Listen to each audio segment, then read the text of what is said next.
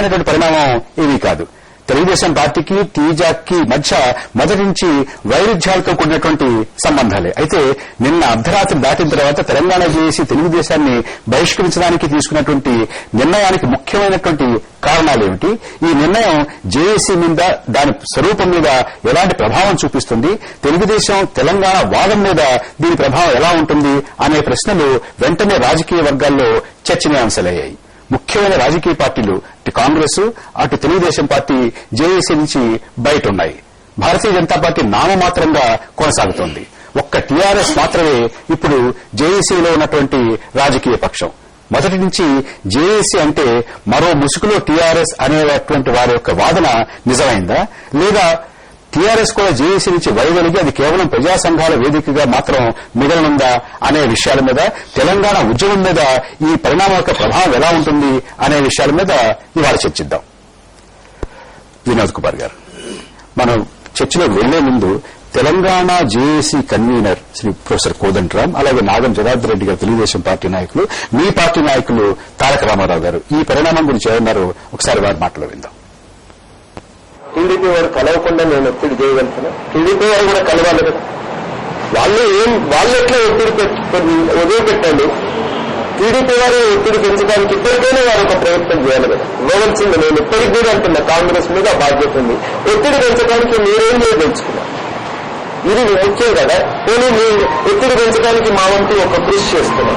నేను మీ నాయకత్వాన్ని కూడా మేము స్పష్టంగా ఒక వైఖరి వెల్లడించమని అడుగుతున్నప్పుడు మీరు దాడికి పూనుకున్నప్పుడైనా మీరు సహకరించాలి కదా. ఈ దాడి అన్యాయం, ఇది పద్ధతి కాదు, మనం కూర్చుందాం, మాట్లాడుకుందాం, అందరం కూడా ఒక వ్యూహరచన చేద్దామనేటువంటి మాట వారి నుంచి లాయర్లకు కానీ ప్రజా సంఘాలకు కానీ ఒక పోవాల్సినటువంటి అవసరం ఉన్నది కదా. పదే పదే మేము చెప్తూ ఉన్నాం, ప్రజా సంఘాలకి తెలంగాణ ఆకాంక్షకు మించినటువంటి ఇంకొక ఆకాంక్ష ఏదీ లేదు. తెలుగుదేశం పార్టీ పూనుకొని రాజీనామా చేసి బయటకు వస్తే ఒక్క ఉప ఎన్నికలు వస్తాయా? రాజకీయపరమైన సంక్షోభం రాదా? రాజకీయపరమైన ఒత్తిడి రాదా? ఆ రాజకీయపరమైన ఒత్తిడికి మీరెందుకు పూనుకోరు? కాంగ్రెస్ పార్టీ మీద మీరు ఒత్తిడి పెట్టలేదు అంటున్నారు కానీ మీరంతా మీరు ఒత్తిడి పెట్టింది. ఒత్తిడి పెట్టడానికి మీరెందుకు రాజీనామా చేయలేదు అనేటువంటి ప్రశ్న కూడా వస్తుంది కదా. ఆ ప్రశ్నకు కూడా వారు సమాధానం చెప్పాలి కదా. జానారెడ్డి గారు ఫోన్ చేపిస్తుంది, కేసీఆర్ గారితో ఫోన్ చేపిస్తుంది, మీరే సొంతంగా వస్తుంది, జేఏసీ లోపలికి ఆహ్వానిస్తుంది. మీ ఆహ్వానం మీదకి వచ్చినప్పుడు దాన్ని మేము కవచంగా ఉపయోగించుకోవడానికి వచ్చినామని చెప్పి మీరు ఏదైతే మా మీద అభియోగాన్ని మోపుతుందో అది వాస్తవం కాదని చెప్పి స్పష్టం చేస్తా ఉన్నాం. ఎందుకు పదే పదే తెలుగుదేశం పార్టీని టార్గెట్ చేస్తా ఉన్నాం? ఇప్పుడు కాంగ్రెస్ పార్టీ ఉంది, కోదండరాం గారిని కించపరుస్తూ ఎంతో మంది పార్లమెంట్ సభ్యులు, అసలు లెక్క చేయకుండా మంత్రులు, ఎవడు కోదండరాం ఎవడు మమ్మల్ని ప్రశ్నించేందుకు మా రాజీనామాలు కోరటందుకు అని చెప్పని ఘాటుగా మాట్లాడిన ఆ నోరు వేలపనే ఉద్యమం కోసం మేము వచ్చి జాయిన్ అయితే మీ మీద దాడులు చేస్తున్న కోదండరాం గారి మీద కాంగ్రెస్ వాళ్ళు దాడి చేస్తున్న ఒక మాట మీరు అన్నారు. ఈ టీఆర్ఎస్ వాళ్ళది ఏమన్నా ఏదైనా ఎజెండా పెట్టుకొని మమ్మల్ని ఏమన్నా ఇవాళ బహిష్కరించినారా? ఇప్పుడు మమ్మల్ని ఒక్కరిని ఎందుకు బహిష్కరించాలి? టీఆర్పీలు ఎవరైనా రాజీనామా చేసిందా? మేమన్నారు బీజేపీ మొత్తం చేసిందా? టీఆర్ఎస్ మొత్తం చేసిందా? మా రంగంలో కూడా చేసిందా? అంటే మమ్మల్ని ఎందుకు బహిష్కరించాలి? కేసీఆర్ నిర్వహిస్తాడు.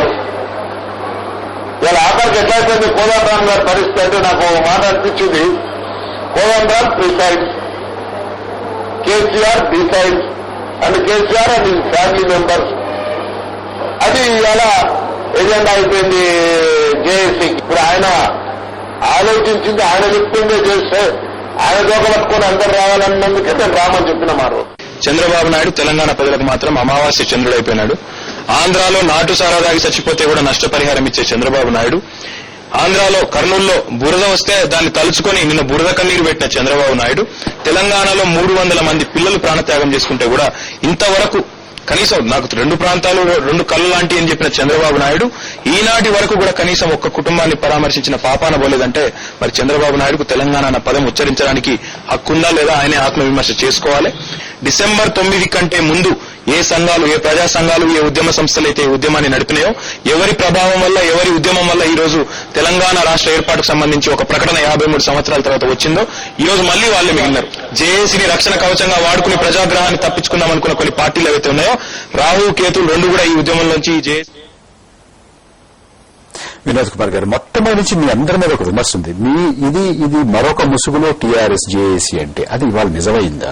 మీరు ఎవరిని ఇమిడ్చుకోలేదా? అటు కాంగ్రెస్ ని కాలదనుకున్నారు, తెలుగుదేశం పార్టీని కాలదనుకున్నారు, భారతీయ జనతా పార్టీ ఉందా లేదా అన్నట్టుగానే ఉంది కానీ భారతీయ జనతా పార్టీ మీతో పూర్తిగా ఉన్నట్టుగా లేదు. తెలంగాణ ఉద్యమం మరొక పేరుతో నడపాలనుకున్నటువంటి మీ వ్యూహం ఇవాళతోటి పూర్తిగా బెడిసికొట్టినట్టేనా? ఇప్పుడు తెలంగాణ ఉద్యమాన్ని జేఏసీ వ్యూహంతో నడపాలి అనేటువంటి ఉద్దేశం తెలంగాణ రాష్ట్ర సమితికి లేదండి. ఎందుకంటే ఇప్పుడు మీరు అన్నట్టు తెలంగాణ ఉద్యమాన్ని జేఏసీ రూపంలో నడపాలి అనేటువంటి ఆలోచన తెలంగాణ రాష్ట్ర సమితికి లేదు. తెలంగాణ రాష్ట్ర సమితి తన ఈ ఉద్యమాన్ని తెలంగాణ రాష్ట్ర ఏర్పాటు కోసమే ఏర్పడ్డది తెలంగాణ రాష్ట్ర సమితి. తెలంగాణ రాష్ట్రం వచ్చేంత వరకు పోరాటం చేస్తుంది తెలంగాణ రాష్ట్ర సమితి. అయితే ఈ జేఏసీ అనేటువంటి ఆలోచన గాని లేకపోతే ఆ సంస్థ ఏర్పాటు గల కారణాలన్నీ కూడా మనకు తెలుసు. 23 డిసెంబర్ నాడు చిదంబరం గారు ప్రకటన చేసిన తదనంతరం ఏదైతే 9వ తారీఖున ఎవరు కేసీఆర్ గారి న్యాయ దీక్ష సందర్భంలో కేంద్ర ప్రభుత్వం ప్రకటన చేసిన తర్వాత ఉదయమే సీమాంధ్ర నేతలు, అటు కాంగ్రెస్ గానివ్వండి, ఇటు తెలుగుదేశం గాని, శాసనసభ్యులు, పార్లమెంట్ సభ్యులు రాజీనామాల పర్వం మొదలై సీమాంధ్ర సమైక్యాంధ్ర పేరిట సీమాంధ్ర నేతలు ముందుకొచ్చి ఒక అలజడి సృష్టించిన సందర్భంలో మళ్లీ రెండో ప్రకటన కేంద్ర ప్రభుత్వం చేసిన తదనంతరమే జేఏసీ ఆలోచన వచ్చింది. కేసీఆర్ ముడుచుకోలేకపోతున్నారు చెప్పారు. ఇక్కడ అందరినీ కూడా బయటికి పంపించేస్తున్నారు. చూడండి, పంపించడము రమ్మనగా రెండు జరగలేదు. మీరందరూ వెళ్లి వాళ్ళు తెలంగాణ సాధన సమితి అని తెలుగుదేశం పార్టీ పెట్టుకుని ఎవరితోనూ కలవం అంటే మీరందరూ పెద్దవాళ్ళందరూ వెళ్లి వారిని రమ్మని ఆహ్వానించి జేఏసీని తీసుకొచ్చారు. అదే ప్రభాకర్ గారు, ఇష్యూ ఏంటంటే దానికి ఆ నేపథ్యం చెప్తేనే మనకి క్లారిటీ మీకు తెలియడమే కాదు నా ఉద్దేశం.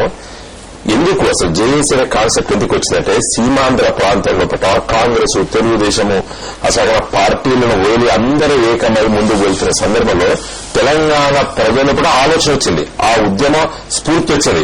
మనం ఎందుకు కొనవద్దు, సీమాంధ్ర ప్రాంతంలో అందరూ కాంగ్రెస్, తెలుగుదేశం పార్టీలు ఏకమై తెలంగాణ రాష్ట్రం ఏర్పాటు ప్రక్రియ అడ్డుపడుతున్న సందర్భంలో తెలంగాణలో మనం అందరం ఎందుకు ఏకం కావద్దనేటువంటి ఆలోచన మేధావి వర్గాల్లో కూడా ముఖ్యంగా విద్యార్థులు, యువకులు, ప్రజల్లో వచ్చింది ఆలోచన. కాబట్టి ఇది తెరాస ఆలోచన కాదు. తెరాస డెఫినెట్ గా మేము తెరాస పక్కకు పెట్టి జేఏసీ ఇష్టం లేదా? ఇష్టం లేకపోయిన సమస్య కాదు. ఇక్కడ చెప్పారు ప్రజల నేపథ్యంలో కూడా ఏర్పడింది జేఏసీ. కానీ తెలంగాణ రాష్ట్ర సమితి తన పార్టీని పక్కకు పెట్టి జేఏసీ రూపంలో తెలంగాణ ఉద్యమాన్ని ముందు వెళ్తాం అనే ఆలోచన అంటున్నారు. ఏమని? కేసీఆర్ డిసైడ్స్, కోదండరామ్ ప్రిసైడ్స్ అంటున్నారు. కోదండరామ్ ప్రిసైడ్స్, కేసీఆర్ డిసైడ్స్ అంటున్నారు. KCR and KCR family members అని అంటున్నారు. ఇప్పుడు కేసీఆర్ ఫ్యామిలీ మెంబర్స్ అనేది అది ఒక వేరే సబ్జెక్ట్ అండి. అది ఇప్పుడు ఆరోపణ చేయడానికి అది ఒక సబ్జెక్ట్ ఉంది కొంతమందికి. కాబట్టి దాని మీద అది ఆ డిఫరెంట్ సబ్జెక్ట్. ఇప్పుడు మన సబ్జెక్ట్ కు వచ్చేసరికి ఈ జేఏసీ తెలుగుదేశం పార్టీ నిన్న ఎక్స్పెల్ ఆ కమిటీ జేఏసీ చేయడం గల కారణాలు మనం ఇది చర్చిస్తున్నాం. కాబట్టి తెలంగాణ రాష్ట్ర సమితి మేము కూడా జేఏసీలో ఒక భాగస్వామ్య పక్షం మాత్రమే. ఇవాళ మీరే మిగిలారు. మిగిలిన ఇప్పుడు డెఫినెట్ గా నేనే ఉంటామండి. ఇప్పుడు తెలంగాణ ఉద్యమాన్ని తీసుకెళ్లవలసిన బాధ్యత తెలంగాణ రాష్ట్ర సమితి. అయితే అయినంత మాత్రాన కాంగ్రెస్ పార్టీ గాని, తెలుగుదేశం పార్టీ గాని మేము వాళ్ళు ఎంతైతే స్పందించాలో అంత స్పందించే బాధ ప్రజలకుంది, మాకుంది. ఇప్పుడు తెలంగాణ రాష్ట్ర సమితి మాకు వేరే ఎజెండా లేదు. ఒక్కొక్క క్షణం నర్సారెడ్డి గారు గురించి. నర్సారెడ్డి గారు మిమ్మల్ని బహిష్కరించారా? మీరు బయటకు వచ్చారా? బహిష్కరించారా? అర్ధరాత్రి దాటిన తర్వాత మిమ్మల్ని బహిష్కరించేటువంటి ప్రకటన విడుదల చేశారు. సరే, రెండు ప్రజలు కవచంగా జేఏసీని వాడుకుంటున్నారు, అడ్డం పెట్టుకుంటున్నారు. ప్రజల యొక్క దాడి నుంచి తప్పించుకోవడానికి జేఏసీలో మేము కూడా ఉన్నాము, మేము కూడా తెలంగాణ కట్టుబడి ఉన్నాము అని చూపించుకోవాలనుకున్నారా? ఒకటి కూడా ఎందుకంటే బహిష్కరించారా వెళ్లిపోయారు అన్నది ప్రశ్నకి. ఎందుకంటే సరే మీరు ఎందుకంటే సమాధానం చెప్తారు, ఎందుకంటే బహిష్కరించారని చెప్పేసి కోదంట మానం చేయడం, మీరు చర్చ పెట్టడం. అంటే బహిష్కరించాలంటే మేము వెళ్ళిపోలే.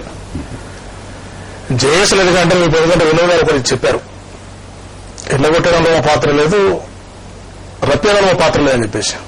అది కరెక్ట్ కాదని నేను అంటా. ఎందుకంటే ఈ రాష్ట్రంలో ఎవరు వెళ్ళగొట్టి కోదండరామ్ కూడా అనౌన్స్ చేశారు కదా. వాస్తవంగా మీరు కోదండరామ్ ఎందుకంటే అనౌన్స్ చేశారు. ఆ స్థానం ఎందుకంటే అందరం కలిసి ఆ స్థానం ఎందుకంటే జేఏసీ స్థానంలో ఉన్న వ్యక్తికి ఎందుకంటే ఒక గౌరవం ఉన్నది. ఆయన గౌరవప్రదంగా ఎందుకంటే అసలు ఎల్లగొట్టడం అనేది మాట కరెక్ట్ కాదు. ఎందుకంటే ఈరోజు ఎందుకంటే కేసీఆర్ గారు మేము ఎందుకంటే ఎప్పటి నుంచి చెప్తా ఉన్నారు ఇదంతా ఒక గూడు పుట్టాలి. కేసీఆర్ కబంధాస్తంలో కోదండరామ్ ఉండడం అనేది మేము ఎప్పటి నుంచో అప్పుడప్పుడు చెప్తా ఉన్నాం, అన్ని పార్టీలు చెప్తా ఉన్నారు. ఈ రోజు ఎందుకంటే అది ప్రూవ్ అయింది. వాస్తవానికి ఎందుకంటే రాత్రి 12 గంటలకు తెలుగుదేశంని మేము బహిష్కరిస్తున్నామని చెప్పాల్సిన అవసరం లేదు. ఒకవేళ నిజంగా ఒకవేళ బహిష్కరించిన తెలుగుదేశం పార్టీ చేసే తప్పేంటి? ఇలా జేఎస్లు ఎందుకంటే మేమేమైనా తప్పు చేశామా? మీరు పెట్టినటువంటి కండిషన్కి ఏమైనా మేము ఆ కండిషన్ ఫాలో కాలేదా? ఇలా ఆ విషయానికి వచ్చినట్లయితే వీళ్ళకి టీఆర్ఎస్ కేసీఆర్ ఎందుకంటే చాలా స్పష్టంగా చెప్తున్నారు, మీరు రాజీనామాలు చేస్తామని చెప్పారు, రాజీనామాలు చేయలేదు. రైట్, అడ్వకేట్లు కొట్టించారు మీరు.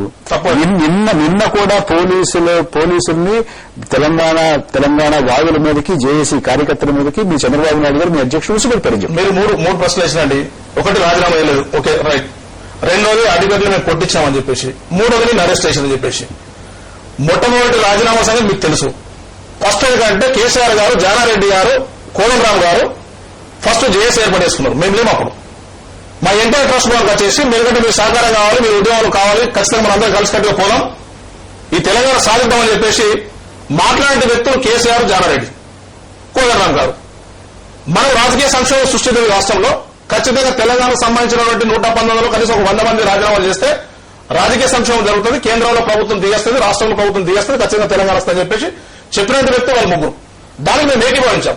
దాంట్లో ఎక్కడైనా డివైడ్ అయినా మేము డివిజన్ జరిగింది మాదేమన్నా 100 మంది రాజీనామాలు చేయాలని చెప్పారు కదా మినిమం. దానికి మేము సిద్ధంగా ఉన్న 39 రాజీనామాలు సమర్పించాం కోదండరావు గారికి. మీరు కాంగ్రెస్ లో పిలవండి, మేము సిద్ధంగా ఉన్నామని చెప్పాం. అంతే బై ఎలక్షన్ కోసం మేము ఎన్నికల కోసం సిద్ధంగా లేమని చెప్పాం. ఒకటి. రెండోది న్యాయవాదుల మీద దాడి చెప్పారు. న్యాయవాదుల దాడి ఎందుకంటే దానికి అంతకాలం ముందు అక్కడ ఏం జరిగిందో మనం చూడలేదు. అక్కడ జరిగిన వాస్తవం ఏంటి మీరు ఖండించలేదు. న్యాయవాదులు కూడా రెచ్చగొట్టే మాటలు ఎందుకంటే ఒక ప్రతిపక్ష నాయకుడు ఎందుకంటే మిత్రపక్షాలతో కలిసి అక్కడ ఒక పేద ప్రజలకు సంబంధించినటువంటి ఒక విషయం మీద ధరలు పెరిగిన విషయం మీద ధర్నా చేస్తున్నారండి. అక్కడ మీరు అంతకుముందే చంద్రబాబు నాయుడు 2 సార్లు కలిశారు ఎన్టీఆర్ ట్రస్ట్ లోకి. మీరు ఏదో డిమాండ్ చెప్పారు, ఆయన కూడా చెప్పారు. ఇంకా మళ్ళీ వాళ్ళు పదే స్థానం ఎక్కువ అడగడం కరెక్ట్ కాదు. అదొకటి. మళ్ళీ న్యాయవాదుల చేసిన నిర్ణయం కాదు, అది కొంతమంది నిర్ణయం, కొంతమంది పార్టీలు ముసుగులు వేసుకున్నటువంటి నిర్ణయం తప్ప మొత్తం జేఏసీ న్యాయవాదులు చేసిన నిర్ణయం కాదు. అసలు ఒక మాటలో చెప్పాలంటే నిన్న జేఏసీ ఎందుకు బహిష్కరించింది? ఎందుకు బహిష్కరించాలని కోదండరావు చెప్పాలి, నేను చెప్పరు. ఇప్పుడు ఏమంటారంటే మీరు అనుకుంటున్నారు 3 ఆరోపణలు చేస్తా ఉన్నారు కదా మీరు. ఒకటి మీరు రాజీనామా చేయాలని, రెండోది న్యాయవాదులు దాడి చేశారని, మూడోది ఏంటంటే మహబూబ్ నగర్ అరెస్ట్ చేశారని. అరెస్ట్ చేసిన మా పాత్ర లేదు, ఎందుకంటే గవర్నమెంట్ తప్పు ఉండాలి. నిజంగా ప్రతిపక్ష నాయకుడు ఏంటంటే జిల్లాకి వెళ్తున్నాడు. ఒకవేళ మీరు ఇవాళ జేఏసీ మీ మీద చేస్తున్నటువంటి 3 ఆరోపణలు మీరు తిరస్కరిస్తారు. అది తప్పు అంటున్నాను. ఎందుకు తప్పు అంటున్నట్టు ఈరోజు ఒకవేళ జేఏసీ ఎందుకంటే కోదండరావు గౌరవిస్తున్నాం. నిజంగా తెలుగుదేశం పార్టీ 3 కూడా మీరు ఉల్లంఘించినట్టే కనీసం మమ్మల్ని పిలిపించి అడగాల్సిన బాధ్యత లేదా? అడగకుండా ఏదైనా నిర్ణయించుకుంటూ రాత్రి 12 కాబట్టి ఈరోజు కేసీఆర్ కబంధాస్తంలో కోదండరావు ఉండడం అనేది ఇది ఎగ్జాంపుల్. ఇప్పుడు ఒక చిన్న విరామం తీసుకోవాలి. విరామం తర్వాత జేఏసీ చేస్తున్నటువంటి ఆరోపణని తెలుగుదేశం పార్టీ తిరస్కరించడంలో ఎంతవరకు సహేతుకత ఉంది అనే విషయం మీద మనం దృష్టి సారిద్దాం.